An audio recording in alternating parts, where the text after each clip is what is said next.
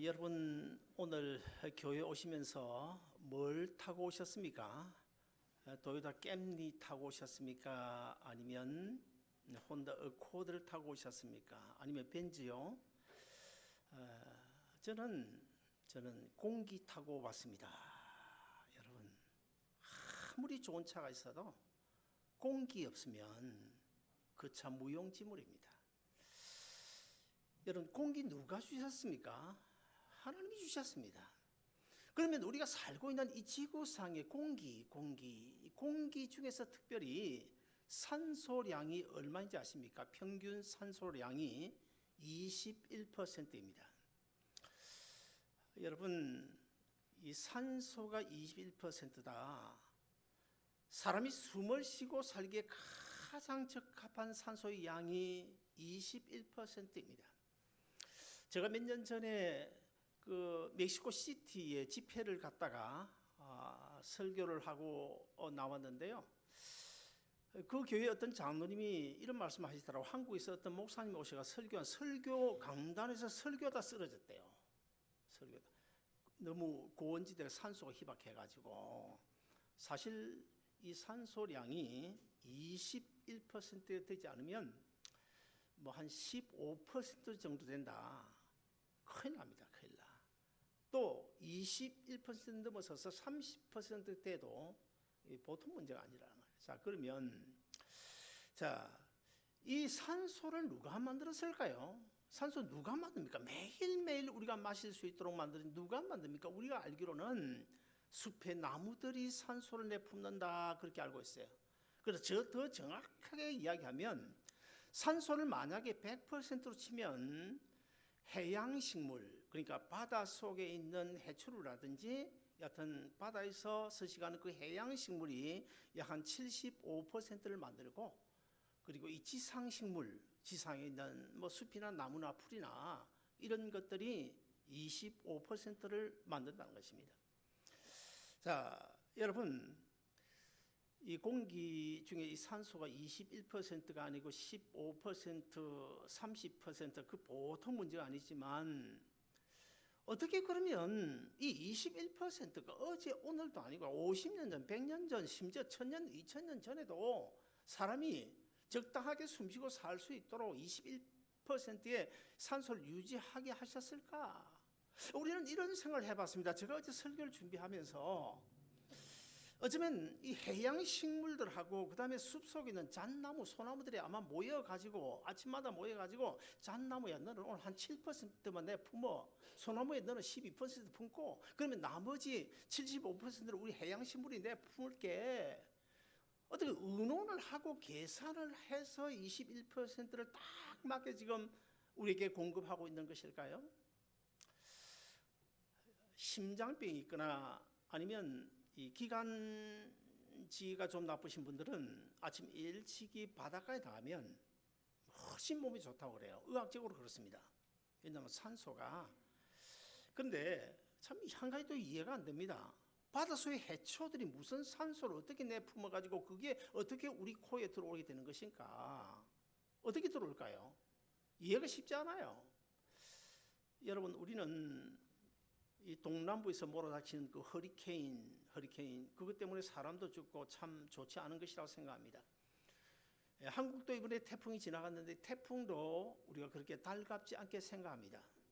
그러나 여러분, 이 태풍과 허리케인 파도가 없으면 사람이 살 수가 없어요. 바다 속에서 만들어지는 그 산소를 전부 우리에게 공급해 주는 것이 파도고 허리케인이고 태풍이에요. 여러분, 자, 이런 그 해양 식물들과 지상 식물들이 의논을 하고 만든 것도 아닌데 어떻게 21%가 끊임없이 이렇게 유지되어져서 우리 사람이 숨을 쉬고 살 수 있게 된 것일까? 결론적으로 뭐라고 이야기하겠습니까? 여러분들 가운데 자연적으로 그렇게 된 것이지 그럴까요? 자연적으로 그렇게 된 것인지 정말 그럴까요? 자연적으로 그렇게 된 것일까요? 우리가 너무 자연 하지 맙시다.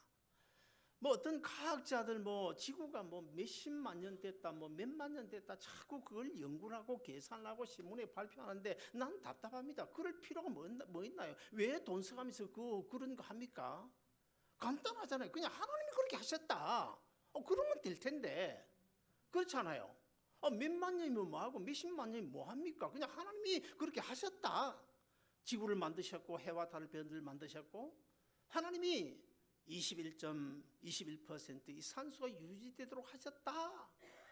그럼 뭐 간단하게 되는 것 아닙니까? 사람은 5주 동안 굶어도 살 수 있습니다. 물은요 5일 동안 물 안 마셔도 살 수 있습니다. 그런데 이 산소는 5분만 마시지 않으면 그 자리에서 당장 죽습니다. 우리는 이렇게 입만 벌리면 그냥 들어 마실 수 있잖아요. 여러분 이렇게 끊임없이 들어 마시면서도 여러분 하나님이 산소 주신 것, 공기 주신 것 감사하다고 생각해 보신 적이 있습니까? 아마 거의 없을 거예요. 어느 날 밤에 하나님께서 아브라함을 찾아오셨습니다. 아브라함아, 내 독자 아들 이삭을 저 모리아 산에 가서 내게 제물로 바쳐라. 100세 준 아들 아닙니까? 세상에 이런 청천벽력이 또 어디 있겠어요? 그럼에도 불구하고 아브라함은 그 하나님의 말씀 명령 그대로 받아들이고 아침 일찍 일어나서 두 종들과 함께 아들 이삭을 데리고 심지어는 손에 칼 들고 불씨 들고 그리고 제단쌀 장작까지 지어가지고 넷이서 모리아산으로 출발합니다. 사흘 길을 갔습니다. 모리아산 밑에 도착했습니다. 이제는 두 종들에게 너희는 여기 있거라. 아들 이삭만 데리고 우리가 산에 올라가서 하나님께 예배하고 내려오마. 그리고는 그 아들 이삭에게 장작을 지어줍니다. 아버지 아브라함은 손에 칼 들고 왼손에는 불씨 들고 그래서 두 사람이 지금 모리아 산으로 올라가고 있는 거예요. 한참 올라가고 있는데 갑자기 아들 이삭이 아버지께 이런 질문을 합니다. 아버지, 칼과 불씨는 있고 장작은 있는데 하나님께 번제할 어린 양은 어디 있나이까? 이런 질문을 갑자기 하는 거예요. 나는 그 순간 그 아버지 아브라함이 어떤 심정이었을까? 얼마나 괴로웠을까? 아들아, 내가 바로 하나님께 번제할 어린 양이란다. 차마 그 말 할 수 없는 것 아닙니까? 그래서 오늘 본문에 보시면 아들아 하나님께 번제할 어린 양은 하나님께서 자기를 위하여 예비하실 것이다. 그래서 결국 오늘 본문의 사건 마지막에 어떻게 됐습니까? 하나님이 예비하신 그 양을 이삭 대신에 하나님 앞에 제물을 드리고 그래서 그곳 이름을 여호와 이레라 하나님이 준비하셨다. 그렇게 결론을 맺습니다. 자, 이런 본문 사건 속에서 오늘 이 본문 사건 통해 하나님은 어린 양 예수 그리스도를 우리를 위하여 예비하셨음을 미리 예고하는 의미가 있습니다. 아브라함이 이삭을 묶어 가지고 제단에 올려놓습니다. 정확하게는 알 수 없지만 아마 그 당시에 이삭의 아들 이삭의 나이가 얼마쯤 됐을까? 어쩌면은 15살에서 아마 17, 18, 뭐 20은 못 됐을 것 같고 그 정도 나이면 요즘에 어떻게 되겠습니까? 만약에 아버지가 아들을 묶어 가지고 제단에 올려놓고 칼로 내리치려고 한다 그러면 그 아들이 가만히 있겠어요? 아들이? 이 영감탱이가 노망이 들었나 그냥 총 들고 아마 아버지 쏴죽이려고 달라드는 그런 시대 아닙니까? 지금은. 그럼에도 불구하고 이 아들, 나는 아버지 아브라함 믿음도 보통이 아니지만은 그 아들 이삭의 믿음도 보통이 아니다. 어디 바보입니까? 나이가 뭐 20이 다 돼가는데 아버지가 묶는다고 해서 꽁꽁 묶여줘가 제단에 올려 들어누워가지고 칼로 내리치려고 하는 그 칼을 쳐다보고 있는 그 아들 이삭. 그 아들 이삭이 누구의 표상입니까? 바로 십자가에서 우리를 위하여 달려 죽으신 예수님의 모형, 예수님의 표상입니다. 자, 아브라함이 칼로 내리치려고 하는데 하늘에서 음성이 들립니다. 하나님께서 아브라함아, 됐다. 내가 들고 있는 그 칼을 거둬들여라. 이제 됐다. 내가 정말 여호와 하나님을 경외한 줄 내가 알았다. 그런 음성이 들려오는 거예요. 그래서 아브라함이 칼을 내려놓고 놓는데 어디선가 바스락바스락 거리는 소리가 들려오는데, 그래서 눈을 옆으로 돌려보니까 숯불에 어떤 어린 양 한 마리가 그 뿔이 숯불에 걸려가지고 지금 음메 바스락거리고 있는 거예요. 그래서 그 양을 가져다가 아들 이삭 대신에 하나님 앞에 제사를 드리고 그곳 이름을 가리켜서 여호와 이레라 이름을 지어 주었습니다. 자, 이삭을 번제로 드린 이 모리아산, 사실 아브라함이 언제 시대 사람입니까? 지금으로부터 4,000년 전이고 예수님 이 땅에 오신 그때로부터 2,000년 전이에요. 2,000년 전. 그 2,000년 전에, 그러니까 구약 BC 2,000년 그때가 아브라함이 살던 시대인데, 이 아브라함이 아들 이삭을 사실 드리지는 않았지만 하나님 앞에 실제 영적으로 드린 것 아닙니까? 이미 제물로 드렸어요. 하나님 그 이삭을 제물로 받으셨어요. 그런데 그 모리아산이 훗날 어떻게 됐을까요? 그때로부터 1,000년이 지난 뒤인 솔로몬 당시에 예루살렘 성전터가 됐고, 또 그때로부터 1,000년이 더 지나가지고 예수님께서 인간의 몸을 입고 이 세상에 오셔서 어린 양으로 갈보리 언덕 십자가에 죽으셨는데, 그 십자가에 달린 갈보리 언덕이 바로 오늘 본문에 나오는 모리아산이었다는 거예요. 우연일까요? 이게 우연 아닙니다. 하나님께서 미리 다 이렇게 보여주는 거예요. 보여주는 거예요. 하나님은 장차 이 모리아산에서 인류의 죄를 짊어지고 죽으실 자기 아들 예수 그리스도를 생각하시고 오래전에 벌써부터 어린 양 한 마리를 예배해 놓으셨던 것입니다. 요한복음 1장에 보시면 어느 날 예수님께서 공생애를 시작하시고 이제 길을 지나가십니다. 그걸 누가 봤느냐면 세례 요한이 봤어요. 세례 요한이 보니까 범상치 않은 인물이고 아무래도 저분이 하나님의 아들 예수 그리스도구나 직감적으로 느꼈어요. 그리고는 자기 제자들에게 세례 요한이 뭐라고 소개하는가 하면, 보라 세상 죄를 지고 하는 하나님의 어린 양이로다, 그렇게 소개하는데 그 어린 양이 누굽니까? 바로 예수님이십니다. 구약 성경에 보시면 장차 이 땅에 오셔서 십자가에 달려 죽으실 어린 양으로 제물이 되어 죽으실 예수 그리스도에 대하여 구약 성경 계속해서 어린 양의 족보를 만들어서 미리 구약 성도들에게 보여주신 적이 있어요. 그냥 세월 지나서 어느 날 갑자기 자기 아들을 십자가에 되어 주신 것이 아니고, 언제요? 예수님 오시기 4,000년 전에, 그러니까 창세기 3장 15절에서 내 여자의 후손 이야기가 나오지 않습니까? 여자는 마리아를 이야기하는 것이고, 여자의 후손인 예수 그리스도가 사탄 마귀의 권세를 깨뜨리고 죄에 빠진 인류를 구원해 줄 것을 예언해 놓았는데, 그 창세기 3장 15절을 가리켜서 우리가 신학적인 용어로 원시복음이라, 최초의 복음이라 그렇게 이야기합니다. 자, 그렇게 최초의 복음, 원시복음을 말씀하신 다음에 조금 넘어가서 창세기 3장 21절에 가서 아담 하가 죄짓고 어떻게 합니까? 무화과 나무 잎으로 치마를 하고 있어요. 햇빛이 쨍쨍 내리치면 그 무화과 나무를 금방 그냥 못 쓰게 되지 않습니까? 그래서 하나님이 어떻게 해요? 어린 양을 잡습니다. 친히 어린 양을 잡아가지고 피를 흘리고, 그 피가 뭡니까? 바로 갈보리 언덕에서 나중에 주님께서 흘리실 그 피인데, 그 피를 흘리고 짐승의 가죽으로 아담 하의 옷을 만들어 입혀주는 사건이 나오잖아요. 자, 그리고 나서 또 한참 세월이 흘러서 이 어린 양의 족보가 계속 나오게 되는데, 이스라엘 백성들이 애굽에 들어가서 430년 종살이 하다가 마지막 하나님의 때에 이스라엘 백성들이 애굽에서 이제 출애굽할 때 나올 때에 유월절 전날 밤에 1년 된 어린 양을 잡습니다. 피를 흘리고 잡습니다. 그 유월절 어린 양도 뭘 보여주는 것입니까? 장차 이 땅에 오셔서 십자가에 달려 죽으실 어린 양 예수 그리스도를 보여주는 예수 그리스도의 표상이에요.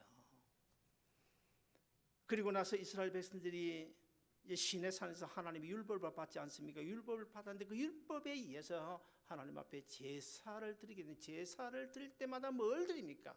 양을 드립니다. 양을 드립니다. 죄 한 번 지으면 그 양 한 마리 사다 가서 또 예루살렘 성전에서 제사를 드리는데, 수많은 양들로 제물이 되게 했습니다. 그 수많은 양들, 제물되어 죽어간 그 양들 그 양들이 무엇을 보여주는 것입니까? 바로 십자가에서 모든 인류를 구원하기 위하여 단꺼번에 죽으실 예수님, 그 예수님을 보여주는 거예요. 그래서 구약 시대에는 죄를 지으면 무조건 죄 한 번 지을 때마다 가서 짐승을 잡아다가 양을 잡아다가 제물로 드렸는데, 신약 시대에는 예수님이 갈보리 언덕에서 단번에 과거에 지은 죄, 현재에 지은 죄, 짓고 있는 죄, 미래에 지을 죄까지도 우리가 예수 떠나지 않고 예수 그리스도 안에 있는 한 다 커버할 수 있는 그런 대제사장이 되신 것입니다. 사랑하는 여러분, 우리 하나님께서 우리를 구원하시기 위하여 지금으로부터 6,000년 전에 창세기 3장 15절을 통하여 복음을 예고하시고, 창세기 3장 21절에서 어린 양, 친히 어린 양을 잡아 예수님을 미리 보여주시고, 유월절 어린 양을 통해서 또 예루살렘 성전에 바쳐진 그 수많은 양들을 통해서 예수님이 이렇게 어린 양으로 제물되어 너희를 위하여 죽을 것이다 라고 예고하시고 계속 어린 양의 족보를 만들어 가시다가 결국 이제 지금으로부터 2000년 전에 예수님이 죽으셨는데, 그래서 우리가 구원 얻어 이 자리에 앉아 있지 않습니까? 얼마나 참 감사합니까, 여러분? 정말 하나님 은혜가 감사하면 우리 함께 아멘 하십시다. 둘째로, 하나님은 우리의 영혼과 육신에 필요한 모든 것도 여호와 이레로 이미 다 예비해 놓으셨다는 것을 오늘 본문을 통해 우리에게 가르쳐주고 있습니다. 요한 3서 1장 2절에 보시면 우리가 너무나 잘 아는 말씀이 나오죠. 내 영혼이 잘된 같이 범사가 잘되고 강건해질 것이다. 무슨 말입니까? 내 영혼이 잘된 것 같이 내 영혼이 예수 믿고 구원 얻으면 내 영혼의 집인 육체가 이 땅에 살아가는데 필요한 것 얼마나 많아요. 돈도 필요하고 직업도 필요하고 자식 문제도 자식도 잘 됐으면 좋겠고 좋은 집도 필요하고 좋은 차도 필요하고 필요한 것이 얼마나 많습니까? 거기다 더더욱 건강까지도 필요하지 않습니까? 이런 모든 것들 그건 다 하나님께서 예비해 놓으셨다. 그런 약속이에요. 하나님은 우리가 필요해서 어떤 때는 그 순간의 기적을 일으켜서 우리의 문제를 해결해 주실 수도 있습니다만, 그러나 거의 대부분은 엄마가 부엌에서 빈대떡 구워주시지 그 즉석에서 해결해 주는 것이 아니고, 엄마가 시장에 시장통에 가서 신발 사오듯이 즉석에서 어떤 문제를 해결해 주시는 것이 아니라 우리 삶의 주위에, 우리 삶의 현장 속에 이미 문제의 답은, 해결책은 다 준비를 해놨던 거예요. 그래서 여러분 그런 거 경험해 보셨습니까? 어떤 때는 생각지도 않은 내 문제를 해결해 줄 어떤 사람이 나타나잖아요. 그거 다 여호와 이레 하나님이야. 여호와 이레. 하나님은 지금도 우리에게 이렇게 말씀하십니다. 구하라 주실 것이요, 찾으라 그러면 얻을 것이요, 문을 두드리라 그러면 열릴 것이니라. 구하면 주겠다, 찾으면 내가 주겠다, 문을 두드리라 이 문이 열릴 것이다. 그래서 우리가 하나님 앞에 이것저것 달라고 기도하는 것 아닙니까? 그럼에도 불구하고 하나님의 기도가 이루어집니까, 여러분? 잘 안 이루어져요. 어떤 때는 세월이 한참 가야 이루어지고 기도가 안 이루어져요. 왜 하나님께서 이루어주시지 않는 것입니까? 하나님은 우리의 기도에 반드시 응답을 하십니다. 그런데 왜 이루어지지 않는 것일까요? 우리가 잘못 구하는 것이 너무나 많기 때문에. 우리는 이것이 지금 당장에 필요한데 하나님이 보실 때는 내 인생에도 불구하고 나는 내일 일을 모르잖아요. 한 달 후를 모르잖아요. 그러나 내 인생에도 불구하고 나는 한 달 후, 1년 후를 모르는데 우리 하나님은 내 영원 후까지 보고 계시는 하나님, 알고 계시는 하나님이시지 않습니까? 하나님은 우리 기도에 반드시 응답하십니다. 여러분 믿고 기도해야 됩니다. 반드시 어떤 기도를 하든 간에 응답은 하십니다. 어떻게 응답합니까? 세 가지 방법으로 응답하십니다. 첫째, 그래? 그래, 그거 필요하지? 그래, 내가 지금 줄게. 예스로 응답하십니다. 그 다음에 두 번째, 그것은 너에게 합당하지 않아. 어쩌면 그것이 너에게 독이 될 수 있어. 나는 좋은 것이라 생각하는데 나보다 나를 더 자신은 하나님은 그게 독이 될 수 있다고 생각하시기 때문에 그러지 안 돼. 노로 응답하십니다. 그리고 세 번째는 지금은 안 돼. 아직 때가 아니야. 조금만 더 기다려. 웨이스로 웨이스로 응답하십니다. 겟세마네 동산에서 예수님이 간절히 기도하죠. 피땀 흘려 기도하십니다. 어떤 기도를 했습니까? 아버지, 이 잔을 내게서 옮겨주실 수 없습니까? 아버지, 내가 이 십자가 안 지면 안 될까요? 그때 하나님께서 뭐라고 응답하십니까? 안 돼. 이 십자가는 반드시 너가 져야 해. 사도 바울도 요즘 이 시대도 아니고 옛날 2000년 전 그 시대에 얼마나 교통수단이 있었겠습니까? 얼마나 힘들었겠어요. 그냥 맨날 걸어서 이곳저곳 다니면서 복음을 전하고 말할 수 없는 모욕을 당하고 그러다 보니까 몸이 아픈데 너무 불편한 거예요. 이 아픈 데만 없어서 좀 살겠는데 사도 바울이 앓고 있던 질병이 안질인지 아니면 다리병인지 정확하게는 알 수 없지만 어떤 신학자들은 안질이라고 어떤 사람들은 다리가 문제가 있었다고 그래요. 아무튼 간에 그 질병 그 가시를 두고 하나님 앞에 간절히 기도했습니다. 몇 번 기도했습니까? 3번씩이나 기도했어요. 그럼에도 불구하고 하나님께서 이 사도 바울에게 뭐라고 대답하십니까? 그 기도를 예스로 응답해 주시지 않습니다. 뭐라고 응답하십니까? 내 은혜가 네게 족하도다. 이 정도는 네가 참고 해야 돼. 이 정도는 네가 감당해야 돼. 어떤 집사님이 저에게 이런 질문을 한 적이 있습니다. 목사님, 성경에 보면 원하는 대로 구하라고 하지 않았습니까? 구하면 준다고 하지 않았습니까? 그런데 내가 어떤 문제를 두고 2년 동안 하나님 앞에 간절히 기도했는데 그 기도가 이루어지지 않는데 성경이 혹시 잘못된 거 아닙니까? 우리가 성경을 읽으면서 이 하나님의 말씀에다가 다른 것을 덧붙이면 안 돼요. 그리고 하나님의 말씀에 있는 것을 빼면 안 돼요. 하나님의 말씀을 표절하면 안 됩니다. 여기 생선이 있습니다. 생선이 있는데 머리 부분 잘라내버리고 꼬리 부분 잘라내버리고 중간 몸통만 딱 들고는 이게 청어요. 그러면 아마도 우리 김현보 집사님 그 청어 맞소? 아니요. 이렇게 대답을 분명히 할 텐데 아마 우리가 보면은 이게 청어인지 이게 고등어인지 헷갈리지 않겠습니까? 머리를 보고 꼬리를 봐야 제대로 봐야 이게 청어인지 고등어인지 알죠. 성경은 우리가 앞뒤 문맥을 잘 살펴보고 해석을 해야 됩니다. 요한복음 15장 7절에 보시면 또 원하는 대로 구하라 그리하면 너에게 주리라. 원하는 대로 구하라 그럼 내가 주겠다. 분명히 약속하고 있어요. 약속하고 있어요. 그런데 그 말씀만 보고 우리가 해석을 하면 안 돼요. 원하는 대로 구하라 그리하면 다 주겠다. 그 앞에 어떤 조건이 붙어 있습니까? 너희가 내 안에 거하고 내 말이 너희 안에 거하면 원하는 대로 구하라 그리하면 내가 다 이루어주리라. 너희가 내 안에 거하고 무슨 말입니까? 하나님과 생명적 관계를 맺어서 하나님과 나 사이에 축복의 통로가 뻥 뚫려서 언제든지 하나님의 축복을 받을 수 있는 그 관계가 필요하다는 거예요. 그 다음에 두 번째, 내 말이 너희 안에 거하고 무슨 말입니까? 하나님의 말씀을 우리가 삶 속에서 지켜 행하고 순종할 때 그러면서 원하는 것을 구하라 그러면 내가 이루어주겠다. 그렇지 않습니까? 우리가 월요일부터 토요일까지 세상에 나가서 해서는 안 될 일, 일, 저 일, 지 마음대로 다 하고 예수님 생각 한 번도 안 하고 교회 생각도 한 번도 안 하고 성경은 어디에 먼지가 묻었는지 어딘지도 모르고 그렇게 살다가 주일 교회에 와서 하나님 이거 필요한데 이거 주세요, 저거 주세요, 이것저것 왕창 주세요. 그러면 하나님이 어디고 그거 들어주시겠어요? 사랑하는 여러분, 지금 이 순간에도 하나님은요, 여러분이 뭐가 필요한지 나는 몰라요. 여러분은 무엇이 필요하다고 생각하고 있을까요? 원하고 있을까요?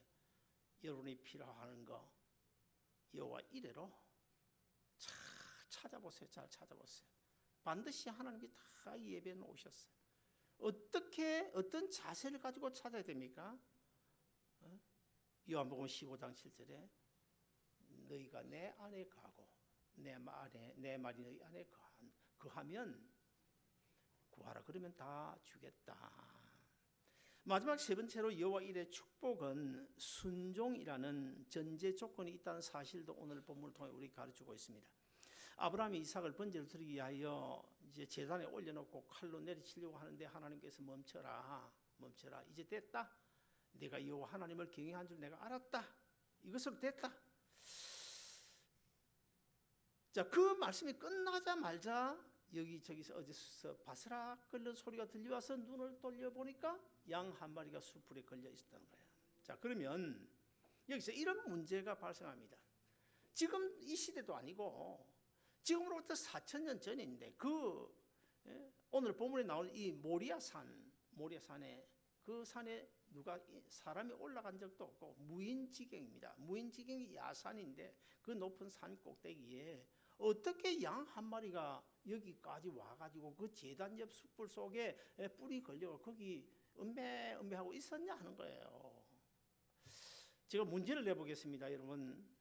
삼지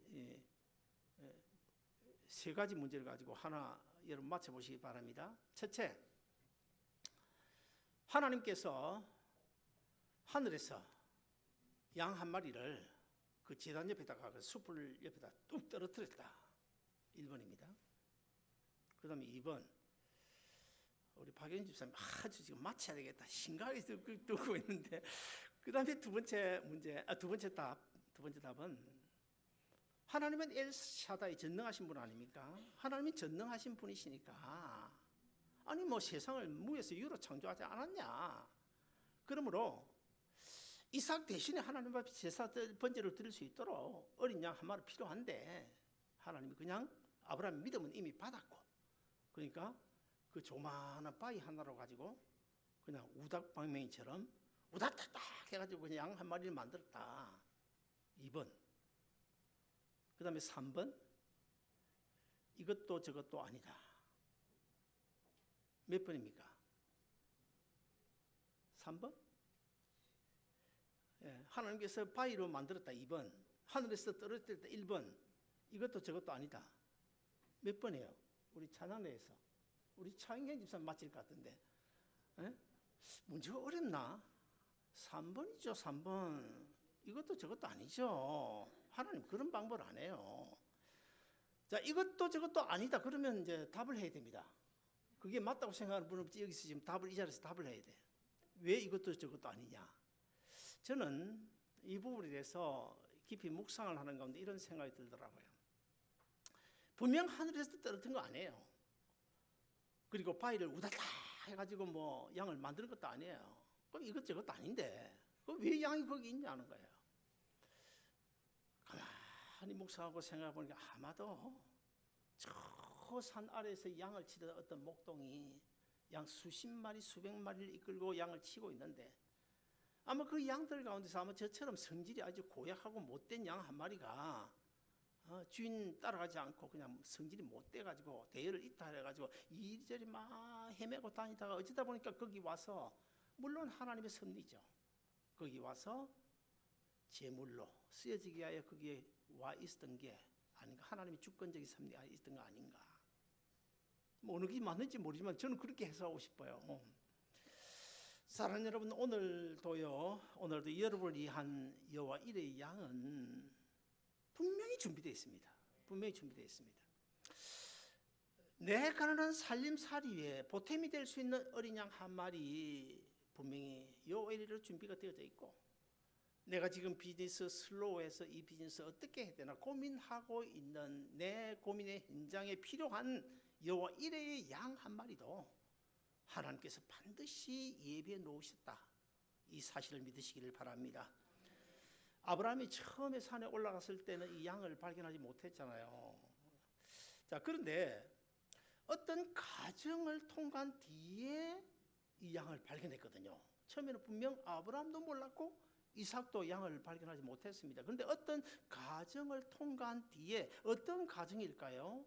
하나님의 명령에 순종하는 이 순종의 과정을 통과한 뒤에 이 양이 발견되어졌다는 사실입니다.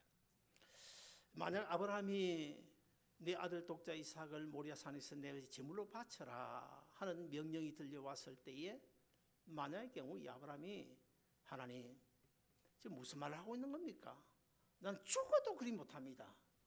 어떻게 내가 100세에 낳은 아들, 아직도 장가도 못 보낸 내 아들 어떻게 칼로 죽여 하나님 앞에 번제로 드린단 말입니까? 나는 못해요.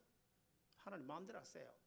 그랬다면 오늘날 아브라함이 어떤 존재로 우리 귀에 남아있을까? 아마도 제 생각에는 천추만대에 하나님보다 더 자식 사랑하다가 하나님께 버림받은 영감님이라는 이름만 남았을지 모르겠지만 믿음의 조상이라는 이름은 결코 남지 않았을 것이다.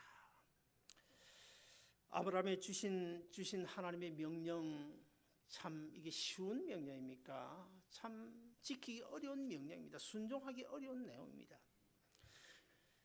차라리 아브라함 보고 아브라함 네가 좀 죽어졌으면 좋겠다 그러면 좋겠는데, 그렇잖아요. 그래서 좋겠는데 그 100세에 낳은 아들, 아직 장가도 못 보낸 그 아들, 애지중지 눈에 넣어도 아프지도 않을 그 아들 모리아 산에 가서 내 손으로 칼로 쳐 죽여 번제로 드리라. 이걸 어떻게 정말 우리가 인간적으로 생각해 보면 참 기가 차고 매가 차고. 그러나 아브라함은 그 어떤 이해득실 따지지 않았습니다. 이삭이 죽어서 대가 끊기는 것도 생각하지 않았어요. 이것저것 전혀 생각하지. 하나님이 그렇게 하라고 하시니까 하나님이 설마. 그래서 아브라함이 모리아 산 밑에 가가지고 두 종들을 놓아두고 아들 데리고 모리아 산으로 올라가면서 뭐라고 하는가 하면요, 이렇게 말해요. 종들 보고 너희는 여기 있거라. 우리가 지금 우리 둘 맞죠? 이삭과 아버지가 이제 아들하고 같이 올라가니까 우리가 산에 올라가서 하나님께 예배하고 우리가 다시 내려오겠다. 무슨 말입니까? 이삭을 제물로 바치면 내 혼자 내려와야 되잖아요. 근데 거기 복수로 써있어요. 우리 복수. 거기서 우리 많은 신학자들은 그때 당시에 아브라함에게 벌써 부활 신앙이 있었다는 거예요.